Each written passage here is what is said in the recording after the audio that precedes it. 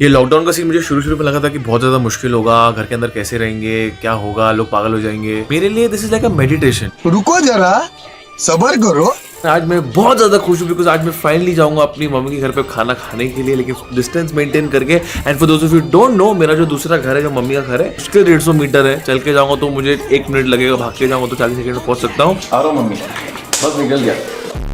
एक दिन मर जाएगा कुत्ते की मौत, जग में सब कहेंगे मर गया मादर।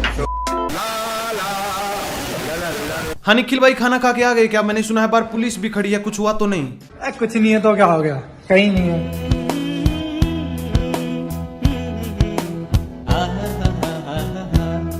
तो मित्रों, आज हम बात करने वाले हैं लॉकडाउन वाले स्पाइडरमैन की, जो आज भी तुम्हारी गलियों से मोटो व्लॉगिंग करते हुए जाता है इस लॉकडाउन के समय। अब हो सकता है कोई 9 साल का बच्चा आके मेरे कमेंट सेक्शन में लिखे, निखिल भैया को कोई इंपॉर्टेंट काम रहा होगा तभी उन्होंने लॉकडाउन का पालन नहीं किया। बिल्कुल इंपॉर्टेंट काम था। निखिल भैया को भूख लगी थी, इसलिए उनका मन किया कि वो एक घर से दूसरे घर जाएं केवल खाना खाने के लिए। आज मैं फाइनली जाऊंगा अपनी मम्मी के घर पे खाना खाने के लिए। सुबह खाना, शाम को खाना, रात में बीवी के साथ नंगे हो जाना, साले कुत्तों की जिंदगी। सबसे पहले तो इसके मुंह में खाना ठूसो, कोई ले खा, सब कुछ खा जा। ये चावल की बोरी लाया हूँ, ये भी खा जा। चावल का ट्रक बाहर खड़ा है, वो भी खा जा। और ये खाने के बाद अपने 3 मिलियन सब्सक्राइबर के आगे यही टट्टी व्लॉग हक दे। वैसे भी उन्हें यही देखना अच्छा लगता है। तेरा भाई तेरा मुंबई कर, तेरा भाई तेरा मुंबई कर। इससे अच्छा तो मैं गोबर जोन के व्लॉग देख लूं। टाटा कर लो, टाटा कर दिया। नहीं मतलब उसका संगीत सुन लूं।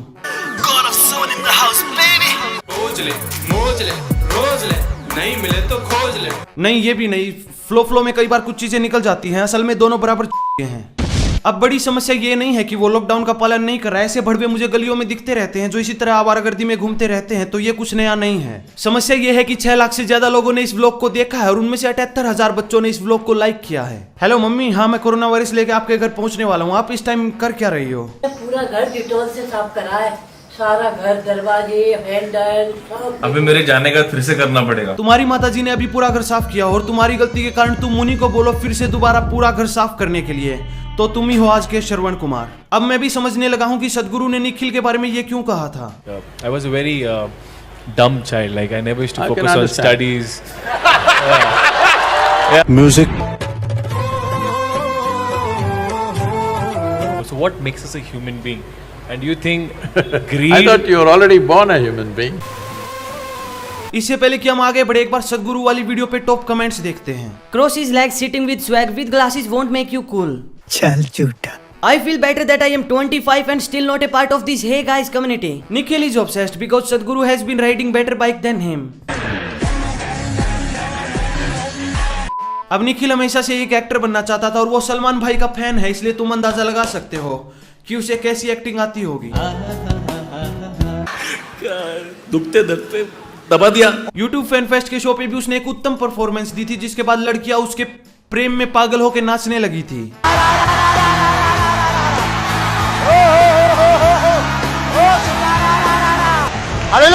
मैंने खुद वहां जाके लड़कियों के अलग से इंटरव्यू लिए थे और सारी लड़कियां निखिल को बस यही बोल रही थी, अपने के दम पे यू मेड मी क्रेजी। अरे वाह वाह वाह। अच्छा ये बताओ, बाइक और गर्लफ्रेंड में सिमिलैरिटी क्या है? दोनों खर्चे बहुत कराती है। सत्यानाश, मुझे अच्छे से पता है कि कौन सी टिकटॉक वीडियो से ये चुटकुला चुराया गया है खुद को कूल दिखाने के लिए। दोस्तों, कौन कहता है मोबाइल और बीवी अलग अलग हैं? कौन कहता है मोबाइल और बीवी अलग अलग हैं? दोनों सेम है, दोनों का खर्च भी उठाना पड़ता है, दोनों को साथ भी रखना पड़ता है और दोनों को रात में चार्ज भी करना पड़ता है। मेरी बात सुनो, मैं जानता हूँ कुछ ही सेकंड में तुम समझ गए हो कि ये व्यक्ति है, पर फिर भी मेरे लिए थोड़ा सा सब्र रखो। देखते हैं आगे वो क्या परफॉर्म करता है, क्या वो बोलता है। अच्छा, बहुत जल्दी प्यार हो जाता है। अच्छा व्हाट अबाउट माइलेज?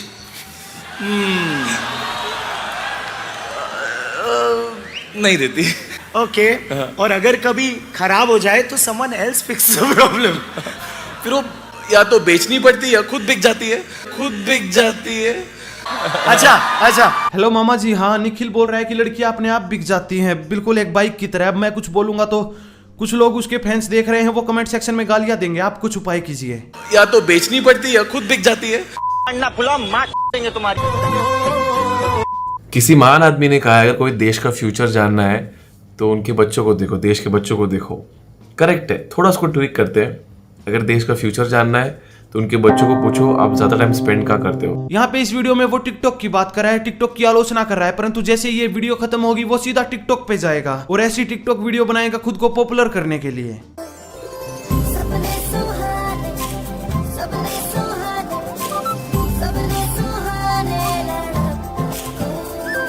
मौत मुझे क्यों नहीं आ जाती है? मैं ये दिन देखने से पहले राजू तलवार मर क्यों नहीं जाता है?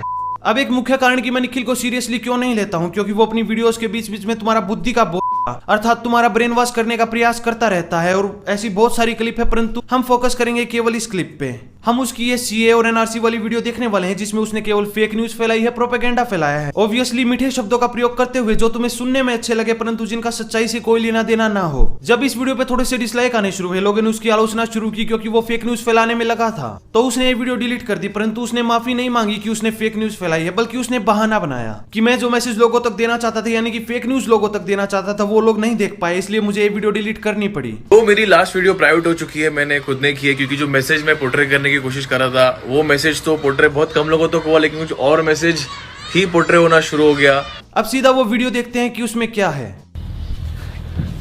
Hello everybody, this is not going to be a vlog. अगर आपको एक अच्छा फन व्लॉग चाहिए पहले अगले वीडियो में आ सकते हो। This is going to be a message. तो कल हजारों की तादाद में मुंबई के सड़क पे आए to stood up for what they believe, and we believe, I believe that we don't support the CAB bill. Reason is plain and simple. हम बचपन से सब मिलजुल के बड़े हुए हैं, we are a secular country. तो आज क्यों ऐसा बिल पास हुआ जहां पर लोगों को बोले नहीं भाई आप लोग वापस जाओ, आप लोगों के पास सिटीजनशिप हम नहीं देंगे। अभी से मुझे पछतावा होने लगा है ये वीडियो देख के। इससे अच्छा मैं दीपक कलाल को तहस नहस होते देख लेता। चाहता हूँ कि कोई ऐसा मर्द मिले जो मुझे तहस नहस कर दे। फेक न्यूज तुम्हारे आगे से निकल गई और तुमने उसे सच मान लिया क्योंकि निखिल के शब्द बड़े मीठे थे।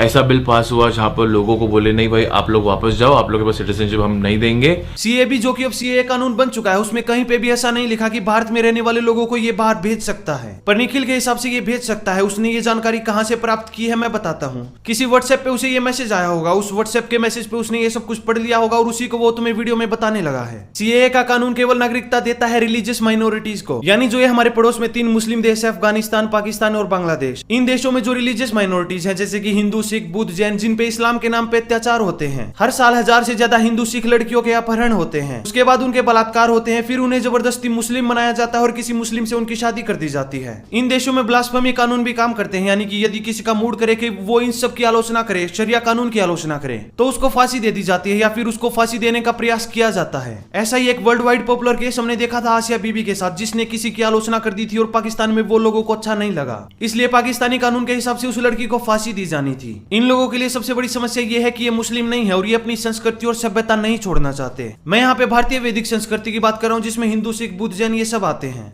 और जो बाहर है हिंदू है, जो लोग जो भी है, उनको बोल रहे भाई हम आपको सिटीजनशिप दे रहे हैं, हमारे पास इतनी जगह है, जॉब है भाई, यहाँ जो लोग हम पढ़े हैं वहां पर हम लोग के पास जॉब नहीं है, कुछ नहीं है, और बाहर से लोगों को इंडिया में बुलाना, does it really make sense guys? बिल्कुल इट मेक सेंस। मैं बताता हूँ कैसे। 1947 में पाकिस्तान में हिंदू 21% से ज्यादा थे और आज के दिन 1% से कम है, और बिल्कुल इसी तरह बांग्लादेश में भी ये परसेंटेज घटी है। इनमें से कुछ लोग मार दिए गए हैं, कुछ लोग जबरदस्ती मुस्लिम बना दिए गए हैं और कुछ लोग खुद ही डर के मारे मुस्लिम बन गए हैं। पर बचे हुए लोग जो अपनी भारतीय वैदिक संस्कृति और सभ्यता को छोड़ना नहीं चाहते वो भारत आए हैं। यहाँ पे भारत से शरण मांगने बिल्कुल लीगल तरीके से कागज दिखाते हुए। इनमें से ज्यादातर लोग आजकल इन हालातों में रह रहे हैं। ये लोग अपना घर बार, प्रॉपर्टी सब कुछ छोड़ के आए हैं। वो सारी प्रॉपर्टी और घर बार के होते हुए भी ये लोग वापस पाकिस्तान नहीं जाना चाहते, क्योंकि इनमें से कुछ लोगों के लिए ये जीने मरने की बात है। ये लोग कोई लाखों करोड़ों की संख्या में नहीं है, बल्कि केवल कुछ हजारों की संख्या में है जो लोग पहले से ही भारत में रह रहे हैं। इन्हीं लोगों को ये कानून नागरिकता देगा। अब निखिल को बड़ी चिंता हो रही थी कि हमारी जॉब्स का क्या होगा। 135 करोड़ वाली आबादी वाली देश में ये कुछ हजार लोग हमारी जॉब्स ले लेंगे, परंतु वो जो लाखों संभवतः करोड़ों की संख्या में भारत में घुसपैठिए बैठे हुए हैं, फेक कागज बनवा के यहाँ पे भारत में नौकरी करने में लगे हैं। इन घुसपैठियों को भारत से निकालने के लिए भविष्य में संभवतः एनआरसी कानून आएगा और मुझे पूरी आशा है कि मुंबई का निखिल उसका पूरा समर्थन करेगा। वैसे मैं तुम्हें बताना चाहूंगा कि निखिल जिन वेस्टर्न देशों में जाता है जैसे कि अमेरिका, वहां पे जाके उन देशों को कूल बताता है। मैं बताना चाहता हूँ कि वहां पे इमिग्रेशन कानून इससे भी कठोर है, पर वो तो कूल है ना। हमें तो वापस भारत आके भारत को गाली देनी है कि भारत ने पहली बार इमिग्रेशन के कानून कठोर करने का प्रयास क्यों किया। हमें तो बस मीठी मीठी बातें करनी है। हमें घुसपैठियों से क्या मतलब? घुसपैठिए भारत आए, मुंबई में जाके आतंकवादी हमला करें, 26/11 जैसे आतंकवादी हमले को अंजाम दे और उसके अलावा भी ना जाने कितने हमले करे, लेकिन हमें उससे क्या मतलब, हमें तो बस कूल दिखना है, कुछ मीठा बोलना है।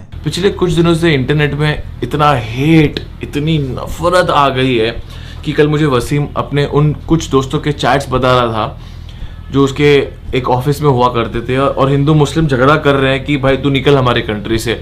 लोगों को एक्सक्यूज मिल गया है ये सब झगड़ा करने का, अपनी फ्रस्ट्रेशन निकालने का, बिकॉज ऐसा ऑलवेज है कि लोगों की दुनिया जिंदगी में स्ट्रेस बहुत है, और ये चीज़ एक एक्सक्यूज की तरह से आया है, चलो लड़ते झगड़ते हैं। क्यों, क्या हो रहा है यार हमारे देश में। डर रहा था पिछले कुछ दिनों से इसके बारे में बात करने के लिए, because I was not sure कि एग्जैक्टली हो क्या रहा है बॉस, कि जो मैं देख रहा हूँ क्या सही क्या गलत, ये वो। लेकिन एक चीज़ में मैं श्योर था कि भाई ये बिल को तो मैं सपोर्ट नहीं करता। आप जो मुस्लिम लोगों को अलग किया है, दैट इज सो रॉन्ग यार, that is plain and simple wrong. आप बिल को सपोर्ट करो नहीं करो यार, that is plain and simple wrong. हम यार, मेरे काफ़ी मुस्लिम फ्रेंड्स रहे हैं, आपके आई एम प्रीटी श्योर जो ऐसा हो ही नहीं सकता कि जो ये वीडियो देख रहा है आपका एक भी मुस्लिम फ्रेंड्स नहीं हो। आपको क्या बिल्कुल भी फील नहीं हो रहा है उन लोगों के जो ऐसा ट्रीट किया जा रहा है? वसीम की क्या प्रॉब्लम है वो तो तुम्हें वसीम ही बता सकता है, परंतु यदि वो बांग्लादेश की तार कूद के भारत में नहीं आया है तो उसे कोई समस्या नहीं होनी चाहिए, जैसे मुझे कोई समस्या नहीं है, मैं भारतीय हूँ। ये असल में वसीम का नाम लेके विक्टिम कार्ड खेलने का प्रयास है, फेक न्यूज फैलाने का प्रयास है, जो कि करने वाला पहला व्यक्ति मुंबई कर निखिल नहीं है। इसके अलावा रफ्तार ने भी ये किया है अपने अरशद भैया का नाम लेके। इस इंसान का नाम है अरशद। ये मेरा ऐसा ख्याल रखता है कि कोई मेरे को धक्का भी नहीं मार सकता। अगर इसको कोई देश से निकालने की बात करेगा ना तो सामने गोली खाऊंगा बहन की।